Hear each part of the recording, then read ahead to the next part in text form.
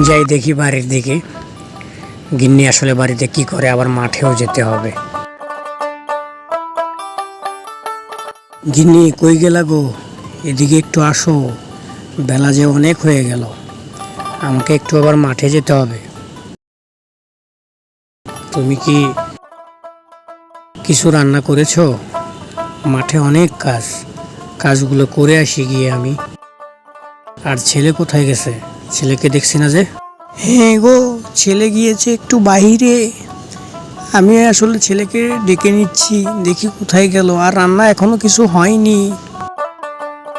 তুমি মাঠ থেকে এসো, তারপর খেয়ে নিও। এই বলে মালিক কৃষি ক্ষেতের দিকে রওনা দিল লাঙল হাতে নিয়ে। কই গেলি বাবা? তুই আয়, তোর বাবা মাঠে গেল, এদিকে আয়, ওদিকে আর খেলিস না।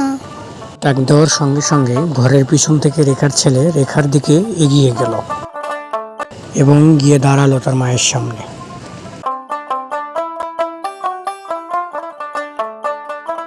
বাবা শোন, তুই একটু আশেপাশে থাকিস, তোর বাবা তো মাঠে গিয়েছে না খেয়ে, তুই একটু গিয়ে ভাতটা দিয়ে এসিস, ঠিক আছে? ঠিক আছে মা, আমি গিয়ে দিয়ে আসবো বাবাকে ভাত।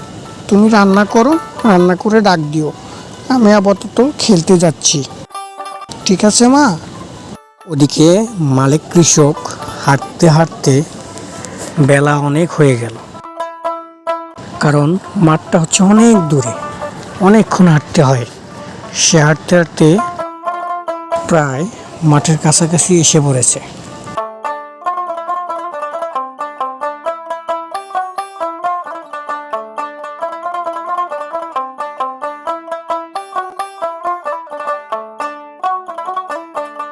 সামনেই হচ্ছে জমিদার কাকার বাড়ি, তারপরই 2টা মাঠ পরই হচ্ছে আমার মাঠটা।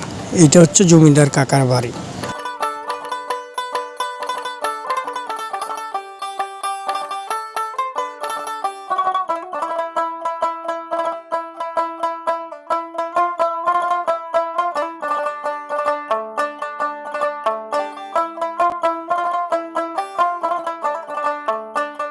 আর একটু পরেই আমার সেই আগের দিন লাগানো সূর্যমুখী ফুলের গাছগুলো অনেক সুন্দর হয়েছে, দূর থেকে অনেক সুন্দর দেখা যাচ্ছে।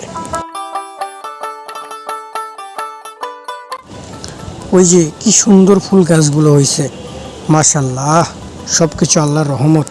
কি ধানের